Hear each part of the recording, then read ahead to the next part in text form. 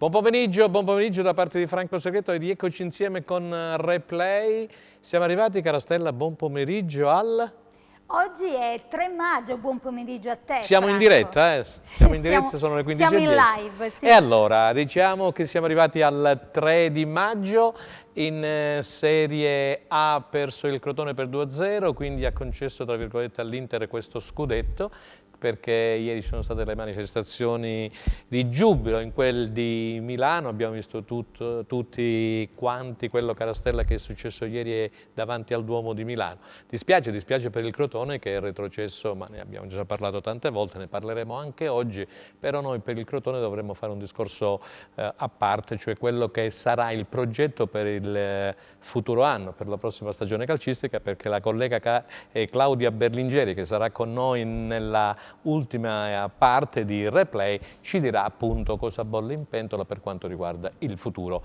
In Serie B c'è stato il pareggio della Reggina, Cremona per 1-1, che tiene agganciata la Reggina alla zona playoff.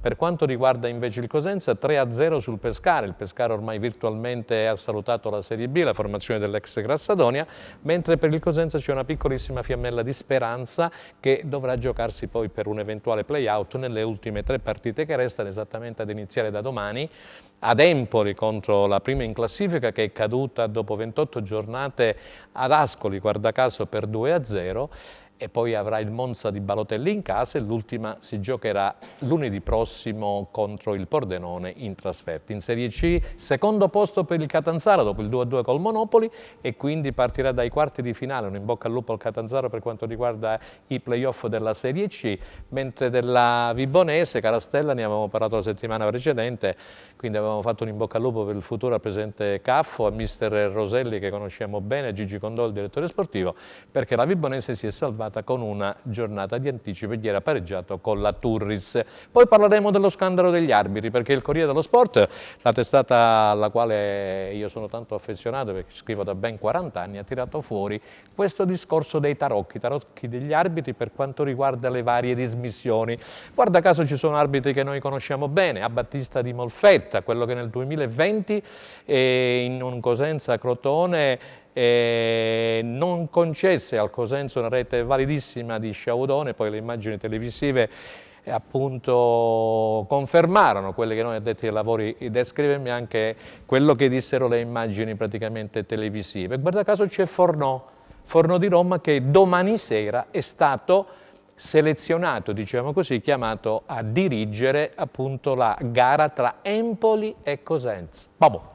Stella Battaglia, ti ho già salutato, vai a presentare gli ospiti, grazie. Sì, grazie a te Franco. Benvenuti gentili telespettatori e ben ritrovati a tutti voi, sempre puntuali ed attenti sul nostro canale 10 del Digitale Terrestre. Vi ricordiamo che per poter interagire con noi dovete selezionare il numero 345 921 1221, proveremo a leggere tutti i vostri messaggi. Iniziamo, così come ha detto Franco, la puntata di oggi con il botto, metaforicamente parlando, perché finalmente i lupi tengono accesa la gara in casa contro il Pescara, molto importante per la corsa salvezza. Mentre per quanto riguarda gli Amaranto è pareggio tra Grigiorossi, quindi cremonese, e Calabresi nello scontro diretto per la corsa qualificazione ai playoff. Franco, leggo questa intervista di Marco Baroni perché l'ho appuntata, appunto l'ho letta nei social e mi è piaciuta molto. Prego. Sapevo, ha detto il tecnico Marco Baroni, che nel primo tempo avrebbero avuto grande intensità e poi sarebbero calati. Quando affronto una squadra vedo sempre 5-6 partite e avevo visto queste caratteristiche. Immaginavo che nel primo tempo c'era da correre forte e nel secondo tempo abbiamo fatto la partita che mi aspettavo. Allora, del Cosenza, della Reggina, del Crotone che è in retrocesso e anche della Serie C ne parleremo in studio oggi con l'autore della trasmissione Franco Segreto e con i nostri ospiti Eugenio Caligiuri, dirigente sportivo, benvenuto. Grazie per l'invito, buonasera a tutti. Grazie Eugenio. E Antonio Clausi, giornalista di Cosenza Channel. La parola a te Franco. Salve grazie Antonio, grazie per essere qui con noi insieme ad Eugenio Caligiuri, e abbiamo già, perché poi ci deve lasciare per impegni precedentemente assunti, il nostro amico Albertino Urban. Buon pomeriggio Alberto, ci senti? Sì? Sì, ciao Franco, Buongiorno a tutti, ciao Eugenio, ciao Antonio, ciao Stefano. Allora, niente, io ho voluto inserire il discorso degli arbitri, poi ne parleremo ampiamente, non deve essere un alibi assolutamente di questo discorso delle dismissioni, però insomma dai, durante la trasmissione, visto che comunque hai poco tempo a disposizione, io ti lascio iniziando con un flash sul Cosenza, questa vittoria e in proiezione delle ultime 3 partite, degli ultimi 270 minuti per una tua breve analisi. Beh, Franco, è stata una partita fondamentale, una vittoria veramente che ci ha dato entusiasmo. Io credo che adesso siamo arrivati a un punto che dipende tutto e tanto da noi. Io credo che fare 4-5 punti in queste 3 partite significa fare sicuramente i play-out. Stavo un po' scorrendo un po' le partite che devono fare gli avversari e credo abbia sia il Pordenone e sia l'Ascoli delle partite non facili. Io credo che con 4 punti si può raggiungere i play-out. Noi andiamo a fare questa partita importante a Empoli, dove io al posto dell'Empoli starei molto con l'orecchio sulla radiolina per sentire i risultati degli altri, perché sappiamo che se il Monza vince a Lecce oppure la Salernitana non fa il risultato fuori casa, l'Empoli in Serie A, senza andare a giocarci gli scontri diretti con Lecce e Salernitana, che sappiamo poi quanto possono essere difficili queste partite. Dunque io credo che abbiamo fatto i calciatori anche noi e sappiamo che è una partita che l'Empoli cercherà di vincere, ma starà molto attento a portare un punto a casa, perché un punto potrebbe essere Serie A, e questo dà molto coraggio anche a noi, perché comunque un punto ad Empoli, poi con le 2 partite che abbiamo, Monza in casa e Pordenone fuori, sono convinto che poi a Pordenone abbiamo la possibilità di giocarci la partita probabilmente anche per il pareggio, per raggiungere i play-out. Grazie, rimani con noi e sentiamo un po' prima Antonio Clausi e poi Eugenio Caligiuri su quello che ha appena detto Alberto Urban. È chiaro che ormai le tabelle le abbiamo fatte tutti, Franco, sì. E saluto Alberto chiaramente, che è sempre un piacere parlare con lui. Oltretutto è un competente. Assolutamente, ci mancherebbe altro. Le tabelle le abbiamo fatte tutti. Quindi sappiamo a menadito il cammino del Cosenza, sappiamo a menadito il cammino dell'Ascoli, della Reggiana e io direi anche del Pordenone. Perché mi soffermo sul Pordenone, Franco? Perché per me Pordenone-Salernitana è una partita che ha una valenza estremamente alta, sia in ottica salvezza che in ottica promozione. Questo perché, qualora il Pordenone perda in casa, io non credo che poi prima della gara con il Cosenza riesca a fare altri punti. Quindi sì, l'ultima giornata, un'eventuale vittoria dei rossoblù a Pordenone, come dire, metterebbe da parte, oltre a mettere la polvere di nuovo sotto il tappeto, porterebbe direttamente i rossoblù ai play-out. È chiaro che il Pordenone, visto nelle ultime giornate, non ispira molta fiducia.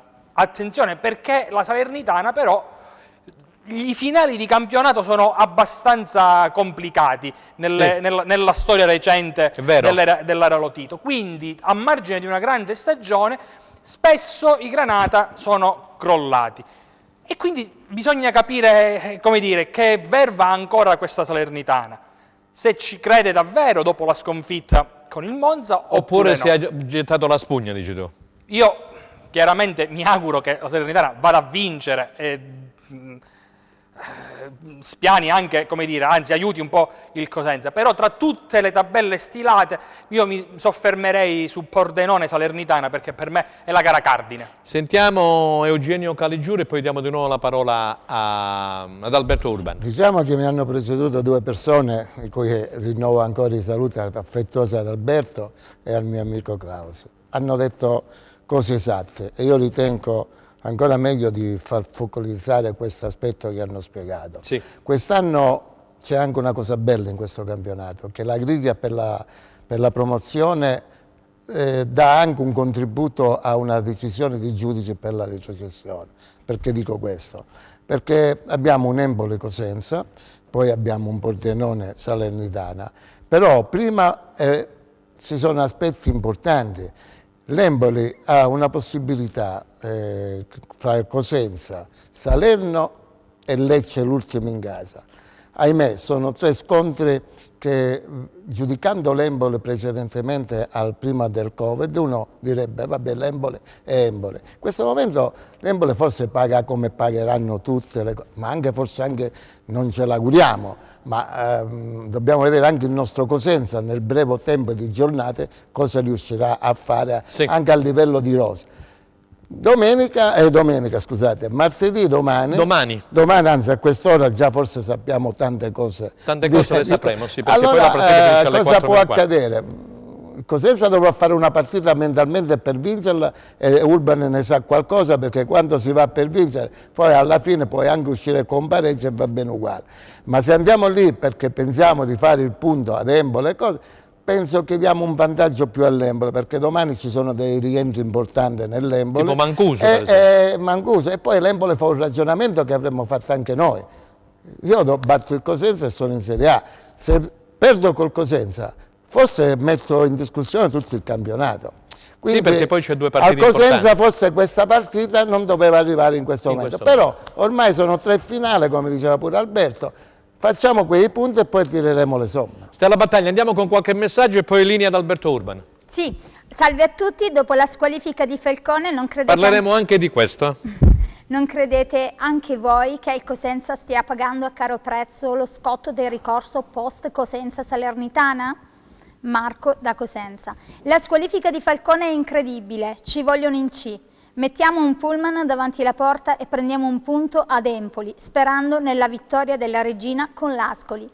Buongiorno, sono un tifoso del Catanzaro, penso e spero che la sorte ci aiuti per la promozione come ha fatto il Cosenza. Complimenti al Catanzaro per il campionato che ha fatto e che farà poi secondo me anche nei playoff.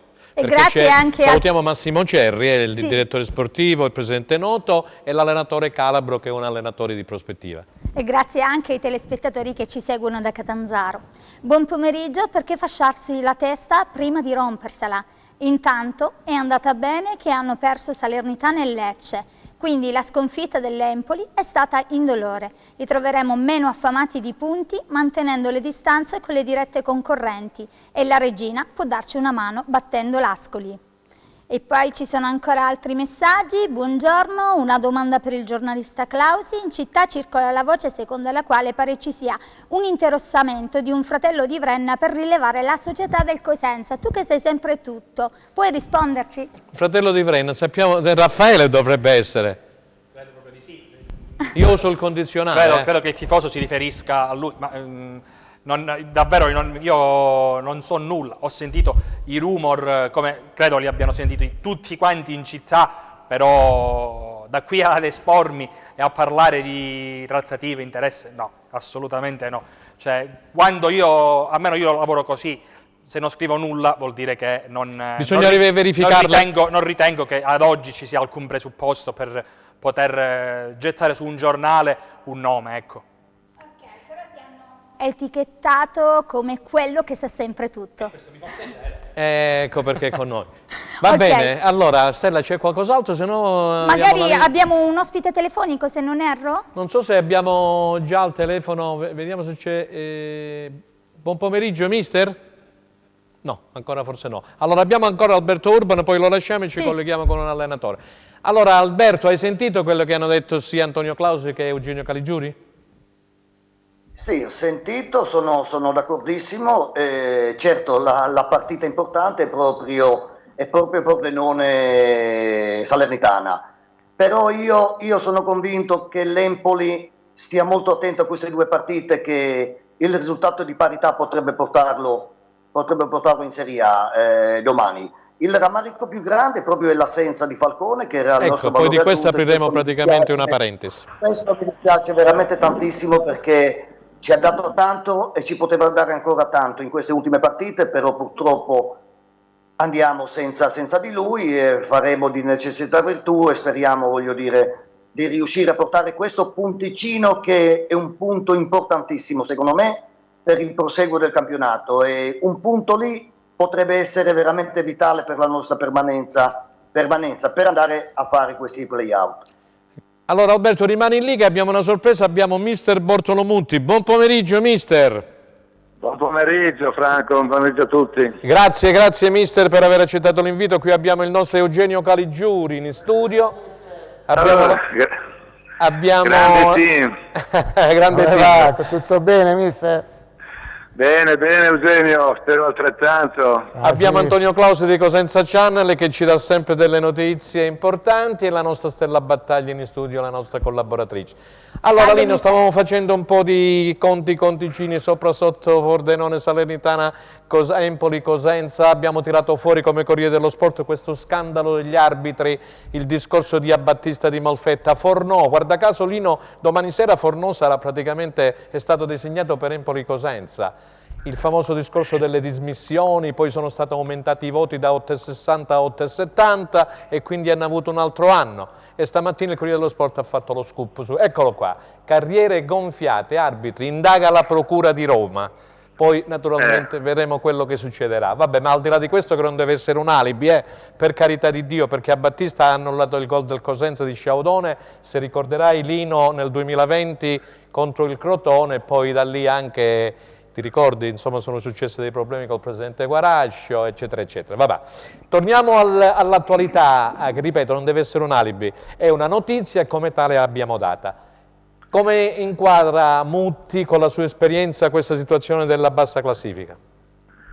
Ma è un finale molto complicato per tutti, bisognerà viverlo partita per partita. Già martedì, domani, si avrà un quadro della situazione, non dico più precisa, ma si avrà le sensazioni o positive o abbastanza complicate.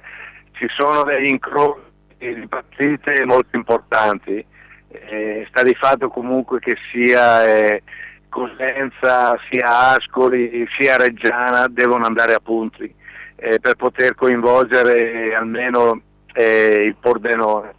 È una situazione dinamica che bisogna vivere, penso proprio nei 90 minuti di martedì, per capire proprio anche certe difficoltà di certe squadre. Però è in una situazione complicata, per cui sai bene che poi l'ultima volta è Pordenone Cosenza, la Reggiana bordato. La voce va e viene, mister, forse sei in una zona d'ombra. No, sono abbastanza messo bene, ti devo dire. Mi senti? Adesso meglio, adesso meglio. Stavi dicendo anche la Reggiana? Anche la Reggiana ha un calendario importante che va a Pescara, poi mi sembra che abbia in casa il Venezia e poi a Vicenza. Sulla carta ci sono punti importanti. Sì. Per cui è tutta una situazione a venire. Io penso che domani ogni squadra che dovrà ambire ai play out dovrà dare il meglio di sé, insomma, perché anche se al di là sono partite abbastanza complicate, poi le motivazioni devono fare la differenza. Le motivazioni di Celino Mutti devono fare la differenza. Eugenio Caligiuri, vuoi intervenire? Mister, sentire queste cose da un allenatore esperto non può che far piacere. Queste cose, mister, le abbiamo vissute anche assieme nelle nostre realtà, magari in quel periodo forse per cose più belle, perché cercavamo di andare in Serie A, magari nell'esperienza Padova abbiamo vissuto magari una situazione non tanto felice per quello che sappiamo dell'ambiente. Quindi io credo che hai ragione quando dici in questo momento bisogna essere più che altro tutti vicino a un gruppo, portare la massima serenità, perché quando si fa uno sprint così breve i 90 minuti possono dire tanto e domani sera, come diceva il mister, avremo sicuramente una panoramica molto diversa di quello che è stasera. Mister, hai visto per caso Cosenza-Pescara? Sì, anzi perché seguivo anche altre partite. Dopo sì, per la RAI perché ormai sei diventato insomma un esperto commentatore tecnico di RAI Sport. Ma figurati dai. Però ho visto poi la partita che si era indirizzata in una certa maniera e un Pescara molto Non pensi assegnato. che le motivazioni del Cosenza in questi 15 giorni possano essere cambiate? Perché io qualcosina l'ho notato di diverso. Oddio, non è che è stato fatto tanto, per carità, però la difesa cambiata rispetto a Pisa, tutti e tre gli uomini sono stati cambiati. ma penso di sì, e deve avere un atteggiamento diverso, cosa non può aspettare, non può, come dire, credere di poter arrivare su un obiettivo senza andare oltre, diciamo, anche certe prestazioni precedenti che sono state magari discutibili. Adesso ognuno deve tirare fuori il meglio di sé, magari quello che non ha dato prima deve trovarlo adesso. Sono passaggi fondamentali. Senti Lino, questa squalifica così come un fulmine a ciel sereno del portiere Falcone è un'assenza pesante, anche se Saracco, devo dire la verità, è il nostro portafortuna, vero Antonio? Perché ha giocato la finale dei playoff con Braglia, dalla C alla B. La Coppa Italia l'ha disputata La Coppa lui. Italia, poi l'anno scorso ha fatto le ultime partite per l'infortunato. Aggrappiamoci ancora una volta alla cabala, sperando che sia un amuleto reale. Lino Mutti di Falcone di questa squalifica per blasfemia, cosa può dire? Ma non le capisco un po' queste squalifiche, sì. A volte sono un po' strumentali, perché sai quante cose adesso va bene, non c'è il pubblico, a volte certe situazioni magari vengono rimarcate un po' di più. Però se dovrebbero squalificare allenatori e giocatori per blasfemia non giocherebbe più nessuno, ti devo dire. È vero. Perché in certi momenti fai prendere dalla rabbia, dallo sconforto, delle certe situazioni sono umane, diciamo, non dovrebbe succedere. È vero. Per carità, però nell'agonismo, nella foga a volte succede che ti scappa la parolina in più, però deve rimanere lì, insomma. Senti mister, un'ultima cosa, hai detto l'altra sera a Rai Sport, ho seguito 90° minuto Serie B, che l'Empoli è caduto dopo 28 giornate, ne parlava anche il collega in studio, non so che era, Piscedda mi pare, no? Chi c'era? Sì, Massimo. Massimo, dopo 28 giornate, però io ho visto l'Empoli un po' ad Ascoli sottotono, hai avuto pure tu, come hai detto, questa impressione? Ma è un po' svuotato, sai, nel senso che da un po' che questi ragazzi sono sul pezzo e vanno a 1000, per cui può esserci questo calo mentale, fisico, anche se ha un gruppo molto importante per cui può ruotare comunque giocatori di grosso livello. Però è chiaro, quando fai una corsa da solo su quei ritmi, alla fine qualcosa paghi, quindi è una cosa fisiologica. Speriamo che sia così anche domani sera. È vero. Senti, c'è un'ultima domanda di Antonio Claus di Cosenza Channel e poi ti ringraziamo e ti lasciamo. Salve mister, io vorrei rimanere proprio sull'Empoli. Crede che con il calendario che hanno Cosenza, Salernitana e Lecce, se non sbaglio, possano correre il rischio di sottovalutare il Cosenza? Non penso che possa correre questo rischio di sottovalutare il Cosenza, perché Cosenza in casa ha dimostrato di essere una delle squadre più difficili da affrontare. Poi credo che questo loro credo che purtroppo no, la linea va e viene, mister, la linea va e viene. Mannaggia, mi dispiace. Senti? Pronto? Sì, adesso forse puoi ripetere il concetto perché non l'abbiamo afferrato. Ma che l'Empoli sotto certi aspetti adesso ha dato va tanto, ha dato molto per costruirsi questo campionato. È chiaro che sta pagando anche tutto questo sforzo e sicuramente magari pensare anche a qualche rotazione, però è normale che punti molto sulla partita di Cosenza, avendo poi due partite molto complicate e non si sa come può andare a finire anche Monza-Lecce, e poi c'è tutto un proseguo, è un rebus, guarda Franco, sono situazioni che parlarne ti viene, diciamo, come dire, entusiasmo, perché c'è un'incertezza incredibile, per cui bisogna vedere un po' come andrà proprio anche domani su certi campi e poi magari qualche considerazione in più. Lino, ma domani ci sarà il 90° minuto? Domani sera? Sì, alle 11 e mezzanotte. Ok, allora lo seguiremo e domani sera avremo anche le idee più chiare. Grazie per essere intervenuto. Grazie mister. A tutti, un abbraccio soprattutto a Eugenio, che è veramente una persona incredibile, un grande ma grande dirigente. Guarda Franco, lo saluto, saluto a tutti. Allora, grazie. Allora c'è ancora Alberto Urban, cominciamo con qualche messaggio, poi vediamo se c'è...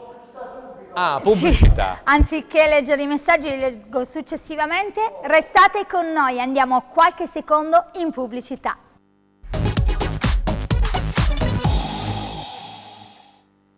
La seconda parte di Replay, Stella, abbiamo salutato sia mister Bortolomutti, che è stato abbastanza chiaro, poi volevo chiedere agli ospiti cosa ne pensano, e anche Alberto Urban, che aveva un impegno urgente e quindi ci ha dovuto lasciare. Non l'abbiamo salutato. Vogliamo introdurre questo fatto di Falcone? Sì, Falcone è stato appiedato per un turno, perché dalle immagini televisive di DAZN sarebbe, anzi, secondo il giudice sportivo, quando riporta il comunicato ufficiale, è stato colto nel pronunciare una bestemmia. Però io ho sentito la storia su Instagram e non mi sembra che abbia detto quella parola che gli si vuole attribuire, abbia detto zio. Anche io non ho aggiungo altro, zio. Anche io ho la stessa opinione tua, tanto che il calciatore chiaramente si è sentito ferito nell'orgoglio e con un intervento social pubblico, sì, come aveva già fatto all'epoca, che lui non aveva pronunciato alcuna bestemmia, e ha associato la parola zio a quella cane, e quindi non ci sarebbe stata assolutamente questa imprecazione tale da poter poi non renderlo disponibile per la trasferta di Empoli. Ecco, la società... I tempi erano estremamente stretti, quindi nemmeno, come dire, non c'era nemmeno lo spazio per imbastire un ricorso. Il calciatore non è stato convocato, chiaramente. Giocherà a Saracco, di cui abbiamo già discusso prima. Abbiamo già discusso. Lui ha fatto praticamente una storia, ha inserito una storia su Instagram, sì, dove dice che è rimasto malissimo Falcone per questa squalifica, perché lui non ha mai proferito frasi blasfeme, non è andato mai nel turpiloquio, caro Eugenio. È una praticamente una pedina importante che viene a mancare al Cosenza, perché è un valore aggiunto Falcone. Questa è una cosa che mi dà anche un po' da pensare. Nausea, come diceva anche il bravo mister Mutti. Allora, io ho 30 anni di spogliatoio e di cambi. Dove ho fatto. Noi da quanto tempo ci conosciamo? Bravo, io quando vengo qua mi ricordo sempre la tua grinta, la tua forza in quegli spogliatoi. Io ricordo le conferenze stampa di Mondonico, di Scoglio, Gianni De Piazzi. Di Rea. Sei stato sei stato anche tu il primo a nominarmi in quell'anno del 89-90. Io fui il primo team manager, lo dice l'almanacco, di serie, e sei stato tu a dare questa notizia. A livello nazionale. Cosenza nasce col team manager, allora c'era solo Ramaccione e Morina alla Juve. Adesso sto ruolo un po' mi fa piacere, ha preso gamba in tutte le Dicevi società. Eugenio? Dicevo questo, ma sapete quando giocatori domenica fra di loro, come diceva Mutti, l'agonismo, la parolaccia, anche al massaggiatore in modo scherzoso, io mi ricordo ai tempi nostri di Lanzaro. Lanzaro, che diceva, il grande Lanzaro di Guardia Piemontese. Ma signore, se adesso è vero, il pubblico non c'è e ognuno si deve pigliare uno spazio di visibilità, non tanto perché il pubblico li vede, tutti questi dell'ufficio, però io dico, fin quando il giocatore va alle mani, allora lì ci vuole una... Ma se va proprio sul personale con l'ABC, ma se uno, metti caso, e qui ci fermiamo dicendo lo zio, ma se avesse detto, non so se siamo in un orario protetto, porco zio, porco... Ma ci sono tanti portieri, io ho sentito ieri il portiere del Sassuolo, no, ma sapete qual è il problema? Perché è questo è anche una cosa... Non voglio interrompere, vai. Non riesce meglio, a questo punto tu danneggi il Cosenza, perché tu gli privi un giocatore dove è fondamentale. Poi sono sicuro, come diceva lui, Sarraco è un ragazzo eccezionale, lo ha dimostrato anche, quindi diamogli un coraggio anche a questo ragazzo. Sì, ma Sarraco è un ragazzo positivo. Però questo fatto dà fastidio, perché allora domenica giocherebbero quasi sempre tutte le squadre a metà. Io ieri sera stavo dicendo, ho seguito anche la partita del Sassuolo, e c'è stato Consiglio che ha fatto dei miracoli. In una di queste ha fatto una battuta: Madonna mia, che parata che ho fatto, cioè come la Madonna mi avesse aiutato. Lì non dobbiamo scambiare, voglio dire, il discorso. Ma poi il capisci, Antonio? Per la sua Atebur, se non sbaglio. Bravo, capisci che voglio dire? Cioè ha invocato come per dire: Madonna, grazie che mi hai aiutato a parare questo. Io parto da un presupposto. Anche il rigore che ha parato, no? Sì, no, l'Italia è un paese laico, quindi già che si infligga una sanzione per una bestemmia, già questo è a mio avviso un retaggio medievale. Però siccome si vuole fare passare... cioè, si vuole fare No, passare... l'espressione è carina, No, ma retaggio medievale. Medievale. Poi, a prescindere se l'abbia proferita o meno, io vado a monte, Franco. Sì. Cioè, decontestualizziamo, siamo nel 2021, mi sembra un attimo... un tantino troppo zelante una cosa Qualcosa una del cosa genere era anche accaduto, se non erro, un mese fa con il Napoli, e Gattuso appunto aveva menzionato Sì, questa... aveva patteggiato come ha patteggiato Sottile. Sottile ha patteggiato insieme ad Inzaghi. 12 bestemmie. 12 bestemmie Sottile, però mi spiegava Annalisa Rosetti, che lavora nello studio dell'avvocato Chiacchio, appunto una giurista che salutiamo, è davvero brava. Annalisa spiegava che in effetti era stata ascoltata la voce di Sottile subito dopo l'uscita del comunicato ufficiale del giudice sportivo. Del giudice sportivo. Cosenza Ecco, me la spieghi la differenza, Antonio? Il Cosenza quest'anno è incappato in diversi malintesi, chiamiamoli in questa maniera, ma è chiaramente quindi ci vorrebbe un giurista è chiaramente un eufemismo. Ricordiamo la vicenda Tiritiello, Sì. che fu squalificato. Ma ricordiamo anche la vicenda Corsi-Sciaudone, Sì. che trovarono un'intesa poi con gli organi di giustizia, quindi un patteggiamento per non incappare in una sanzione relativa a delle presunte bestemmie pronunciate durante la partita Brescia-Cosenza. Senti, Annalisa Rosetti mi scrive e mi dice sulla mia pagina di Facebook che doveva esserci eventualmente un reclamo d'urgenza da parte del Cosenza con la prova televisiva. Però era una questione di tempi tempistica. Però, Una certo, questione di davvero... non riuscivano. Allora, leggo qualche... Sì, no, che vuoi poi c'è il leggere dottore Bonofiglio che ha mandato un messaggio per quanto riguarda Battista. Io devo dire che voglio salutare sia il dottore Ippolito Bonofiglio che il dottore Enrico Costabile. Due signori. Due signori con l'S maiuscola. Per uscire fuori allo scoperto Ippolito Bonofiglio un motivo ci sarà. Vai con i messaggi. Sì, ciao Franco, sabato abbiamo fatto una partita stupenda, ma attenzione, ricordiamoci che in questo campionato a prestazioni superlative poche sono seguite prestazioni super negative. Certo, prima di andare via, Occhiuzzi vorrebbe lasciare il Cosenza in B, ma sarà molto difficile. Antonio da Senigallia. Se non Dici che sarà molto difficile? Sì. E purtroppo sappiamo che questi 270 minuti saranno in salita. Speriamo di inserire il cambio giusto. Io che vado ogni tanto in bicicletta, insomma. Dobbiamo arrivare in vetta. Poi... Poi Se non si vince a Empoli, la Reggiana ci salta e addio speranze di salvezza. Così come abbiamo detto già prima, anche un telespettatore ribadisce sul fatto dell'assenza di Falcone, ma aggiunge altro. Non c'è Falcone, ci sarà Umberto Saracco in porta, che ci ha portato in Serie B nei playoff. Vero. E ci ha portato al miracolo dell'anno scorso della rimanenza in B. E il Cosenza si salva anche quest'anno senza passare dai play-out. Voglio essere positivo, non c'è 2 senza 3. Però spero che se così fosse si cambi completamente il modo di fare calcio a Cosenza. Bravo. E se sono partiti in treno, ecco, prima durante la pubblicità Antonio appunto ci stava informando. C'ha una foto, Antonio, una Vabbè, foto in che i anteprima. calciatori Sono del foto che sono Cosenza. sul web, circolano Sì. liberamente i calciatori. No, tu ce l'hai Che i fatta vedere calci- sì. un'ora fa.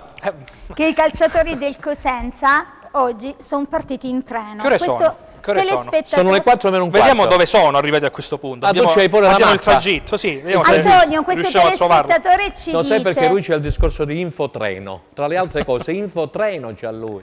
Vediamo. Cioè, e comunque mentre lui guarda, Sì. io leggo questo che ha detto il telespettatore. Se sono partiti in treno per fare il saluto al santo padrone della Calabria, Bravo, San San Francesco Francesco, di Paola, perché oggi perché giocheranno domani 4 maggio, giorno della festa di San Francesco, forza Lupi, domani si vince sicuro. Bravo. Allora vediamo se Dove riusciamo sono? a tracciare Vediamo il dove treno. sono. Sono Vediamo tra dove- Roma Termini e Roma Tiburtina, perché l'arrivo a Roma Tiburtina è previsto alle 16:17. Quindi fra mezz'ora. Benissimo. Grazie dell'informazione. Buon pomeriggio, una domanda per Antonio Clausi. Sì. Che Sei senza offesa, gettonatissimo, eh? che senza offesa per nessuno, reputo il miglior giornalista Number cosentino in tema di Non Cosenza le leggiamo Calcio. queste cose. No, davvero. Però Antonio dice in tema di Cosenza Calcio, quindi questo fatto del treno non se ne importa nessuno. Vabbè, il treno è sempre una freccia, no? E oggi è sempre una freccia d'argento. Non è che vanno a piedi, vanno con la freccia d'argento. Scopriamo che c'è un treno comodo che va Ma a anche il Napoli è andato a Bologna con la freccia, dai, andiamo Vabbè, ma avanti. adesso non dobbiamo fare pubblicità al Trenitalia. Allora, mi può fare Ma c'è chiarezza? anche Italo, dai. Antonio, questo telespettatore, oltre a farti i complimenti, dice: mi può fare chiarezza sul paracadute che prendono le retrocesse? Dalla A alla B o dalla B alla C? Perché Dalla B alla C. Dalla B alla C. Vai Antonio. Allora,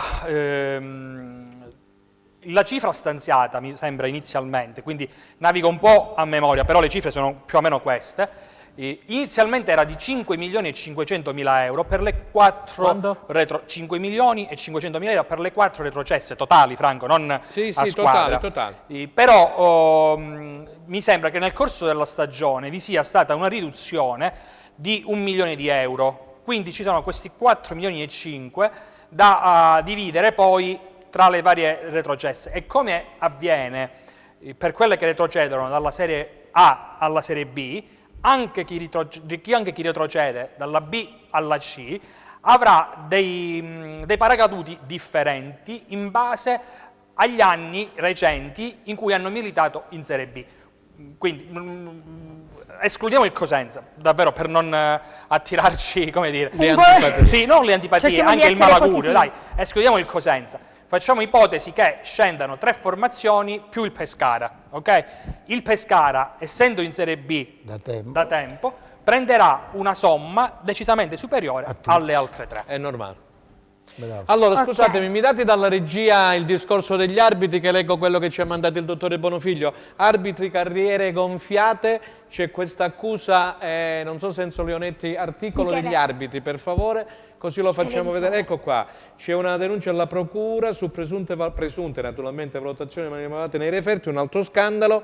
Minelli e Baroni, 2 ex arbitri, accusano alcuni punteggi dello scorso anno di Serie B sono stati ritoccati ad arte, quindi c'è l'inchiesta della procura della FIGC e dell'AIA, e quindi tra questi ci sono, come dicevo, gli arbitri a Battista di Molfetta e anche Fornò, che dirigerà domani sera Empoli Cosenza. Torniamo in studio per favore, perché voglio leggervi quello che ci ha mandato il dottore Bonofiglio, che fino a un annetto fa era sulla panchina, poi il suo posto è stato preso dal dottor Avventuriera, che salutiamo.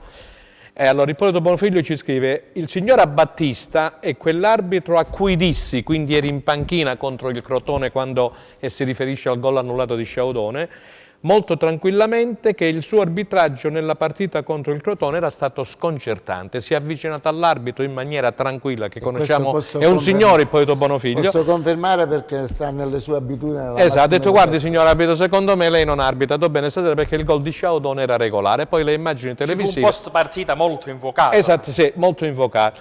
Dice: a Battista mi fece avere il martedì successivo un'ammenda di qualche migliaio di euro e 2 giornate di squalifica. Ricorderemo tutti le giornate di squalifica combinate all'amico dottore Ippolito Bonofiglio. E sul referto a Battista scrisse che il dottor Bonofiglio lo aveva aggredito. Signori, io sto riportando testualmente quello che mi ha mandato Bonofiglio. Era fin troppo evidente che forse faceva il fenomeno. Ecco qua. Questo apro e chiudo, perché è virgolettato da parte del dottore Ippolito Bonofiglio. Questa parentesi ha detto apro e chiudo e la chiudiamo subito, però su questo mi voglio soffermare. Prego. Questo signor arbitro ho avuto anche il piacere... Quindi aveva ragione Guarascio, voglio dire. Avevo il piacere mi ha già arbitrato anche a Padova quando ero in Serie B col Padova. Sì? E proprio con Mutti, che stasera giustamente Mutti forse ha dimenticato, ma... O magari in maniera elegante. Elegante diciamo, di evitare di entrare in questo, ma non c'entro neanche in polemica, perché sono quegli arbitri che magari vengono, come dire, caricati dai loro persone vicine e poi si vogliono magari in quel momento mettere la loro forza di direttore di gara, senza sapere che ci sono gente che lavora i mesi interi, settimane intere, e presidenti che magari spendono anche monete importanti, che possono sbagliare una partita e condannare un club. Speriamo che questa cosa viene dimenticata e si va a calcio giocato. Senti, c'è dunque Massimo Dionisalvi che ci scrive e dice che secondo lui bisogna fare la corsa sul Pordenone, che potrebbe essere una squadra alla portata del Cosenza, sempre Forza Lupi, mentre salutiamo due amici di Lattarico che seguono il Cosenza, Gianluca e Alessandro Donato. A te la parola. Sì, ho una domanda per il direttore Caligiuri. Prego.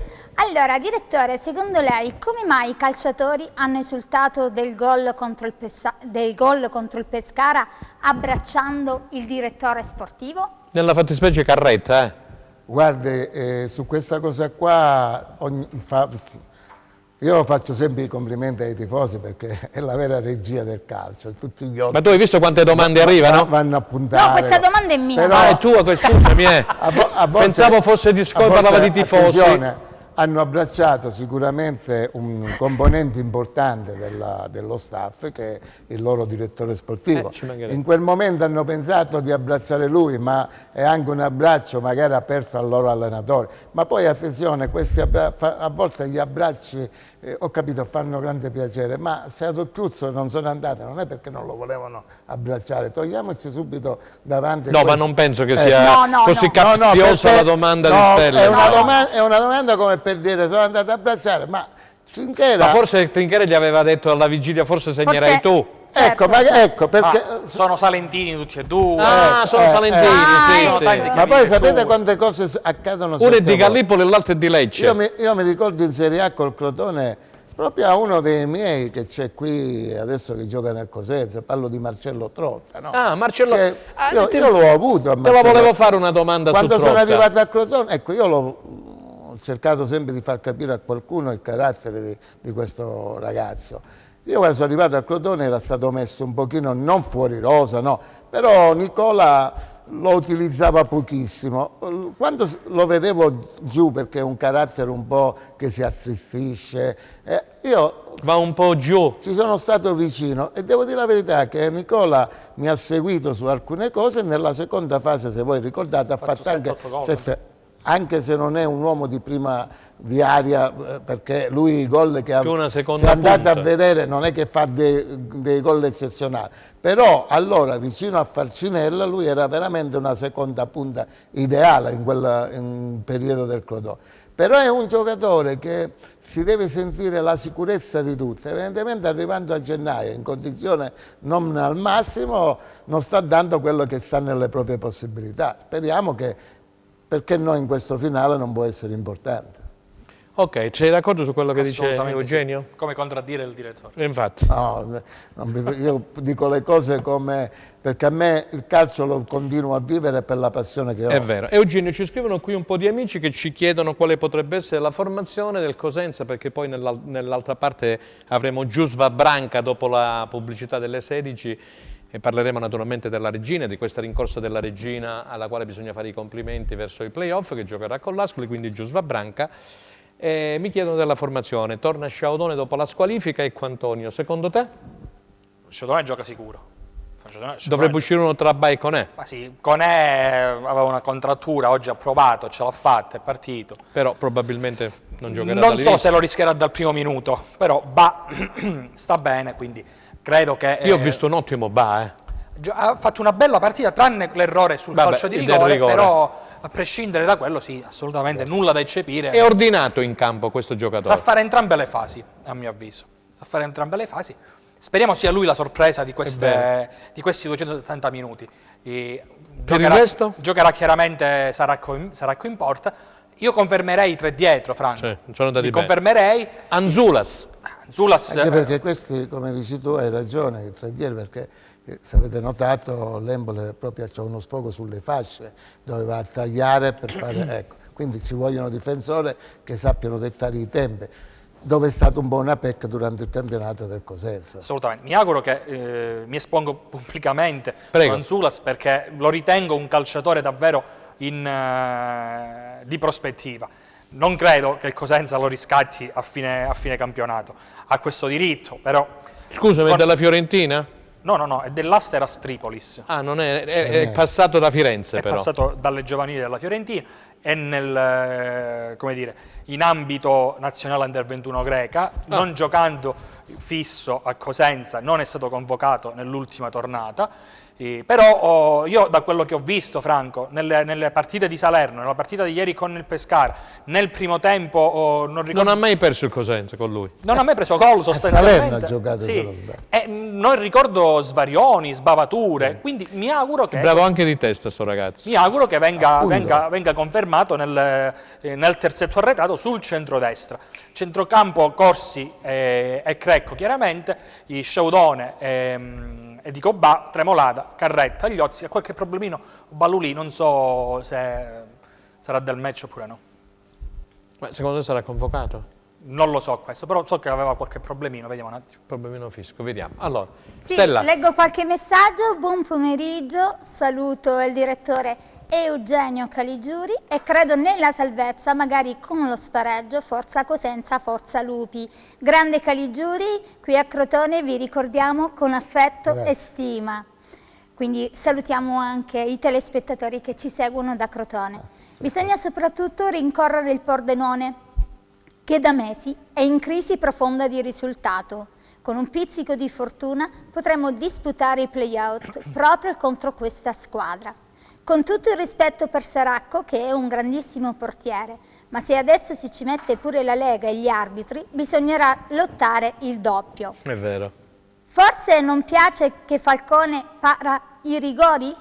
Questo chiaramente è un telespettatore che A scrive. tal proposito di Falcone, scusate, ti Prego, mi interrompo. pare che siano 4 i rigori parati. Sono 4 i rigori parati e in Europa, nei primi 2 campionati, quindi parliamo di Serie A e Serie B, soltanto, se non ricordo male, un portiere spagnolo di Serie A, però non ricordo il nome, Sì. ne ha parati 5 e Falcone, parando il tiro dal dischetto a Machin del Pescara, raggiunge Alisson, il portiere del Liverpool, al secondo posto in questa speciale graduatoria. Quindi un portiere Se con poi un Antonio, risultato scusami, abbastanza. se poi aggiungiamo ai rigori parati anche quelli che ha parato in Coppa Italia con l'Alessandria, nei rigori, allora abbiamo una media altissima. Ma anche quelli che ha indotto a sbagliare 2 pali Sì. dal dischetto, gli avversari hanno colto, grazie alla sua prestante come dire, figura nello Incute specchio. un po' di timore agli Sì, attaccanti. ma oltre a questo, allora, parliamoci chiaramente, le prospettive sono 2, quella che la Sampdoria effettui una grossissima plusvalenza cedendo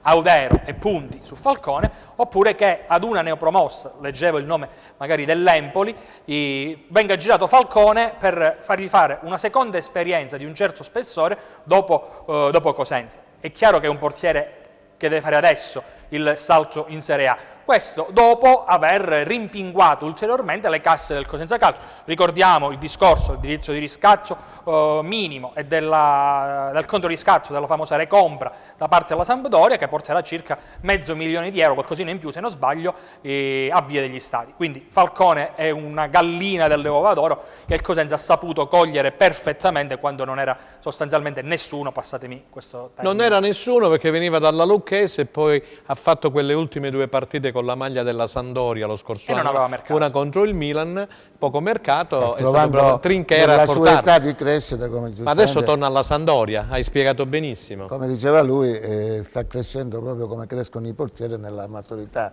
degli anni, quindi sta acquistando sempre più esperienza, però ha delle grandi caratteristiche anche tecniche. Allora Stella, vai con i messaggi. Sì, buon pomeriggio a tutti. Sono Andrea da Cosenza. Volevo dirvi che secondo me il Cosenza si salverà tramite i play-out. Solo se l'Ascoli non farà da qui a fine campionato 3 punti. Se no è probabile che si possa retrocedere direttamente già domani pomeriggio. Anche perché il Pordenone nelle ultime 3 partite farà 4 punti, quindi si salverà tranquillamente. 41-45 secondo questo ma nostro contro chi li fa il telespettatore. Pordenone 4 punti? No, ammesso che fa 4 punti il Pordenone, cioè c'è 3 partite importanti, facciamo un fantacalcio. 41 il Pordenone e 4 punti 45 l'Ascoli, che dice dell'Ascoli? Allora, lui dice che l'Ascoli non farà da qui a fine campionato più di 3 punti. Quindi ne ha 40-43, Ne ha 5 sul Cosenza. 5 sul Cosenza 43 e quindi da per il Cosenza spacciato direttamente? Non lo so. Ma dopo Empoli abbiamo il Monza, che che se batte il Lecce punta Vabbè, al secondo posto. sei ma nel calcio non... L'ha detto Mutti, è il terreno di gioco, amici miei, che deve dare... Adesso... Già domani sera Però avremo... una lancia a favore della Lega di Serie B va spezzata.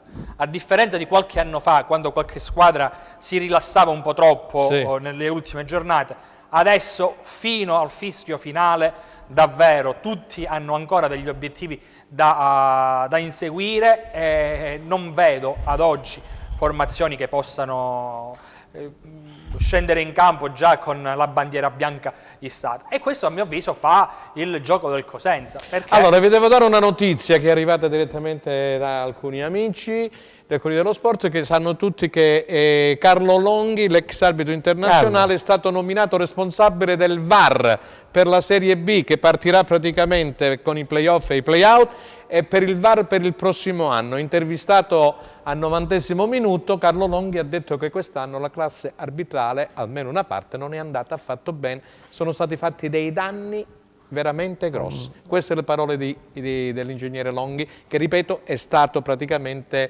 nominato responsabile del VAR, quindi anche lui sulla classe arbitrale, e quindi ha fatto i complimenti a Balata su quello che dicevi tu. Pubblicità. Allora, vi lasciamo qualche secondo a guardare la nostra pubblicità. Restate con noi.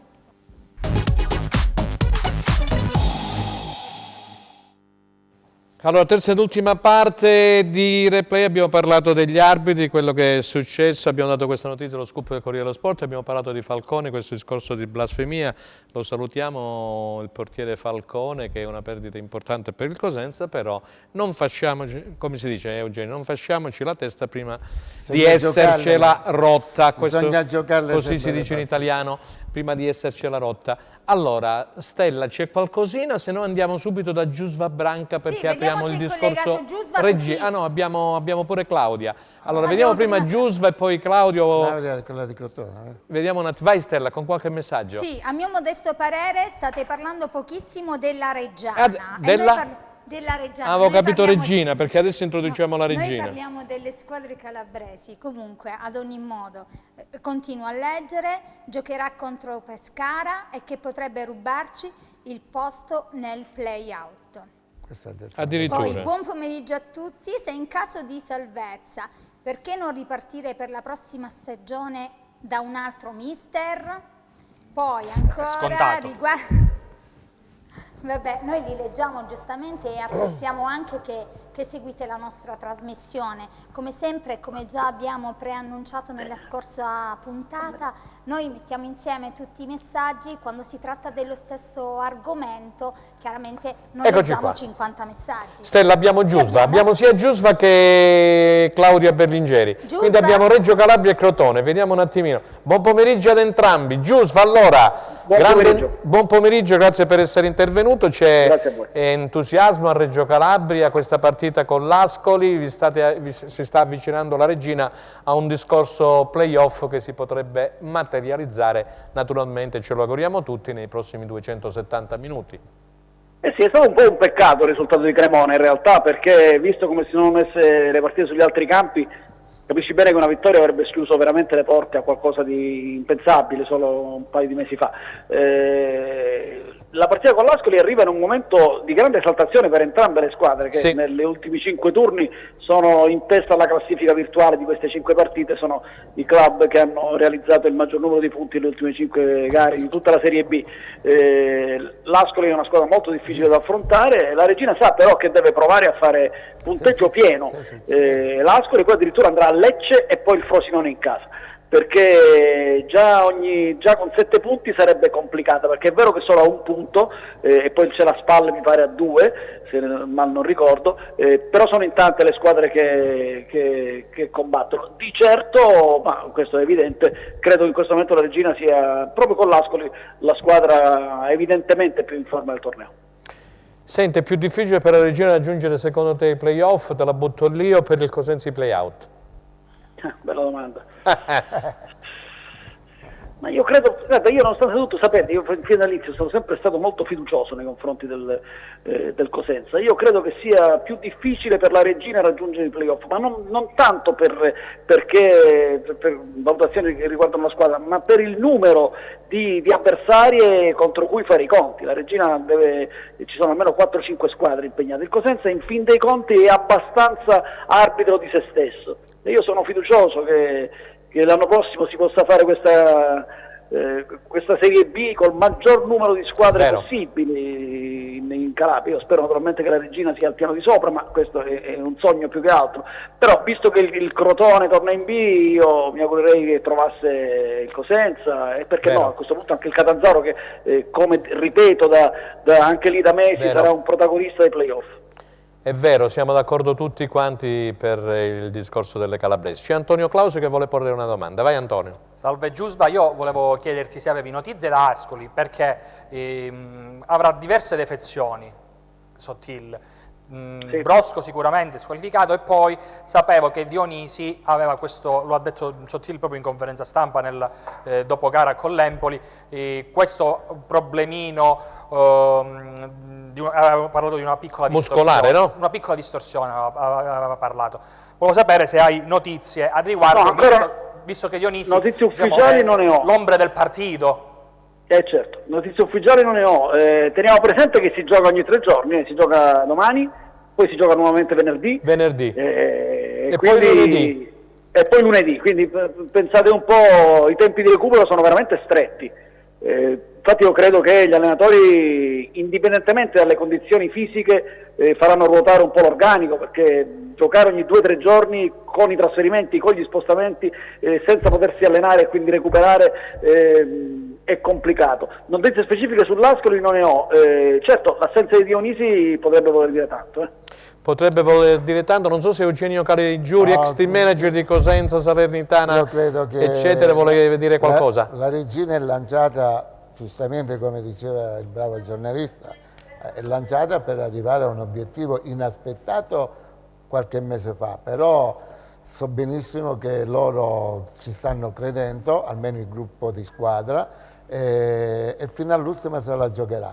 Ahimè, va bene anche per noi perché in questo momento hanno l'Ascoli, quindi auguriamo proprio alla Reggina che sia proprio con l'Ascoli a fare questa scalata, in modo che così noi vediamo che cosa ci potrà accadere poi al venerdì con una sconfitta dell'Ascoli. In bocca al lupo Giusva, grazie, poi ci racconterai prossimamente quello che succederà. Grazie, grazie, a presto. Ci trasferiamo allora a Crotone. Stella, Claudio Berlingeri, buon pomeriggio. Ciao Claudia. Buon pomeriggio a tutti, Franco, Stella e ai vostri ospiti. Te lo ricordi Eugenio, sì, a Crotone in Serie A? Come no, come andiamo? Tutto bene? A parte la retrocessione. Vabbè, dai. Avvicinati un po' di più al microfono per cortesia Claudio, che ti sentiamo un po' lontana. Sì, ora come va? Un po' meglio. Allora, che si dice a Crotone, i progetti naturalmente, perché stamattina ho visto un bell'articolo tuo su Gazzetta del Sud, dice Vrenna, che salutiamo, era Gianni Vrenna il presidente, arrivederci, è solo un arrivederci, giusto? Assolutamente sì, chiaramente mancano 4 gare alla fine di questa stagione, che è stata così anomala. Rispetto, prima il collega di Reggio diceva che si augurava di vedere più squadre possibili in Serie B. Io mi auguro di vedere il pubblico, Franco, perché quest'anno è mancato tantissimo e giocare tanti derby ci mancano tanto, soprattutto in Calabria, quindi io mi auguro di riavere il pubblico, perché andare allo stadio senza i tifosi davvero è una cosa surreale, per cui mi auguro tanto che per le squadre piccole come quelle calabresi i tifosi potranno davvero venire allo stadio.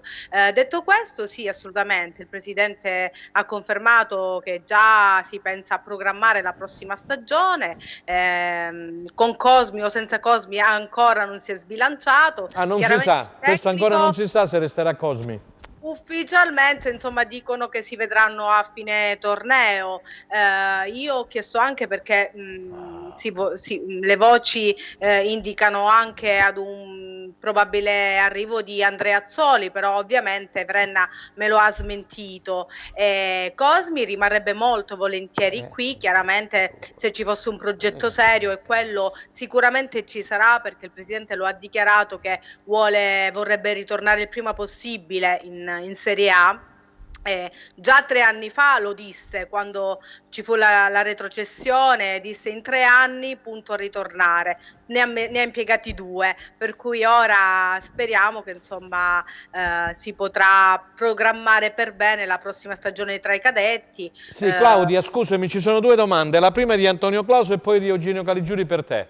Vai Antonio. Ciao Claudia, prima Antonio. Prima di farti la domanda una piccola riflessione. Le parole del Presidente Vrenna ricordano da vicino quelle di Paolo Fabiano Pagliuso, quando il Cosenza 96-97 esatto, scese dalla B alla C, andò in televisione, garantì sostanzialmente che il Cosenza sarebbe presto ritornato in Serie B e vinse il campionato. Claudio, io ti volevo chiedere invece di Messias Simi, dando per scontato che il Crotone, oltre a un ricco paracadute, monetizzerà anche da queste 2 cessioni.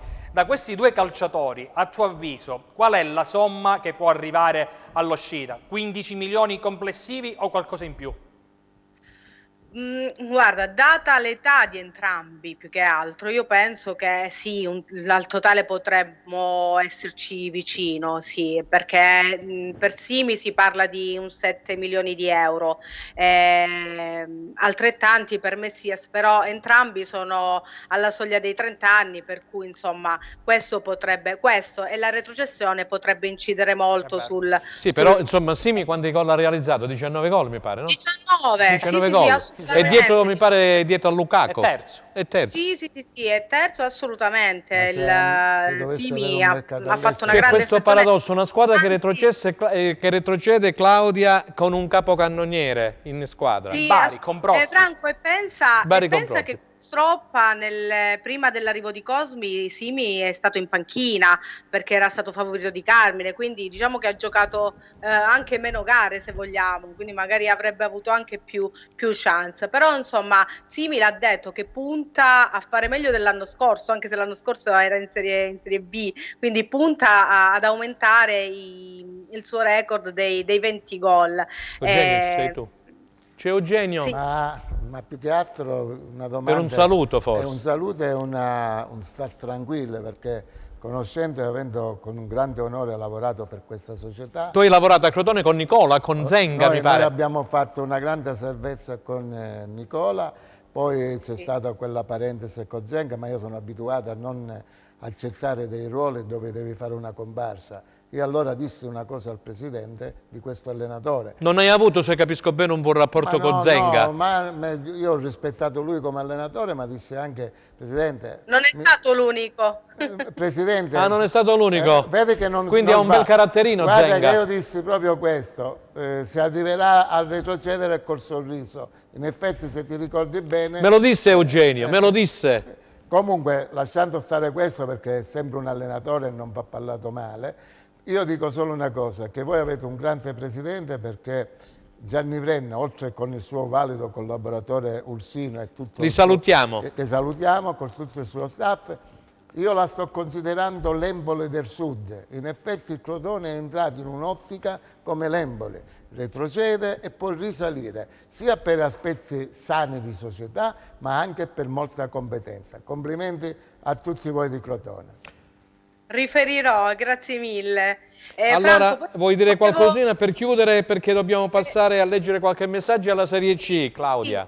L'ultima cosa, che sempre per quel che riguarda la società, sempre il Presidente Vrenna mi ha detto che stanno anche pensando ad una ristrutturazione interna, quindi un'organizzazione diversa, per cui magari a fine stagione ci saranno delle novità anche in questa direzione. Avevi parlato di Spolli, potrebbe esserci Spolli come team manager? Potrebbe, anche qualche uscita. Scusami, abbiamo i tempi stretti, dimmi Antonio. Al volo a Claudia una battuta. Leggevo da qualche parte che il figlio di Peppe Orsino potrebbe entrare nel nuovo management della Juventus, nell'area sportiva.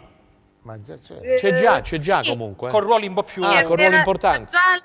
era già lì come scouting, nello scouting. Penso insomma che lì si stia confermando, quindi assolutamente Ursino e il figlio hanno dimostrato di saperci fare in questo settore, per cui insomma sarebbe più che meritato. Grazie a Claudia Berlinceri, sempre puntuale e precisa, e in bocca al lupo. Ci saluti gli amici di Crotone.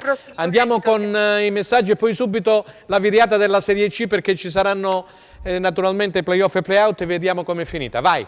Ok, buon pomeriggio e forza Lupi, ci salveremo. Buongiorno, felicissimo per la vittoria. Ritengo però che sia stata una brutta partita e che per l'ennesima volta sul 3-0 si è persa l'occasione di provare insieme Tremolada e Balulì. Maurizio da Cosenza. Ciao Franco, un saluto ai tuoi ospiti. Volevo chiedere come mai il nostro amatissimo presidente non ha fatto ricorso sulla squalifica di Falcone e come stanno tutti gli infortunati. Franco, ne sai qualcosa? Ma questo io non lo so perché non sono in società, voglio dire, se il Cosenza non l'ha fatto probabilmente per la tempistica, perché si è giocato sabato, è arrivata ieri la notizia come un fulmine al ciel sereno di Falcone, la squadra è partita oggi, come diceva in treno Antonio, con la Freccia per Firenze e di conseguenza presumo che sia stato un problema. Siamo a Roma Termini. Sono a Roma Termini, caro Maurizio, sono a Roma Termini, sia stato un problema di tempistica, secondo me. Poi l'altra che cos'era?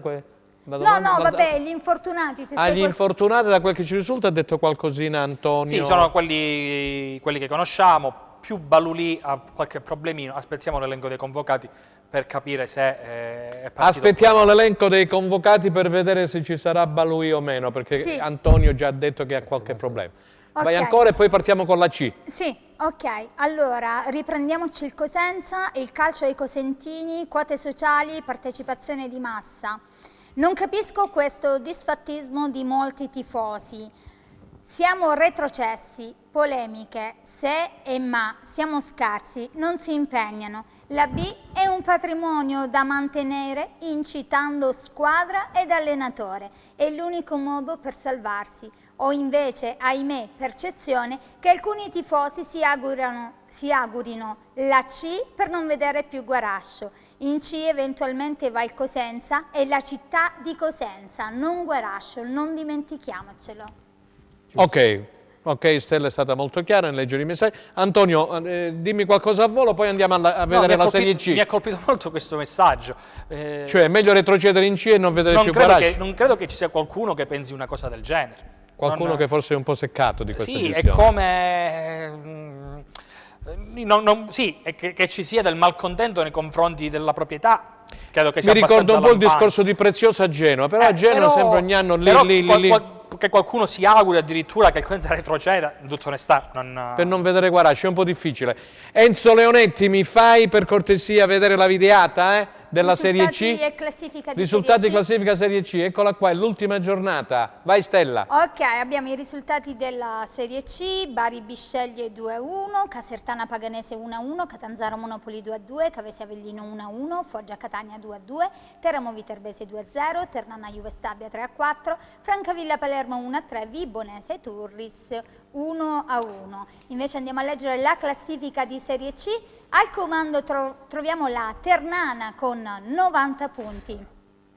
A seguire Catanzaro Avellino 68, Bari 63, Juve Stabia 61, Catania 59, Palermo 53, Teramo 52, Foggia 51, Casertana 45, Monopoli 41, Viterbese 40, con 39 punti abbiamo Potenza e Turris, Francavilla 38, Vibonese 36, Paganese 32, Bisceglie 30, chiude la classifica la Cavese con 23 punti. Allora, ricapitolando, nel frattempo che Enzo Leonetti ci propone i verdetti, abbiamo detto che per quanto riguarda il discorso del girone C, la Ternana è promossa. Per quanto riguarda i playoff, ecco la videata, i telespettatori da casa possono vederla tranquillamente. Fase, Stella, puoi andare. 9 maggio.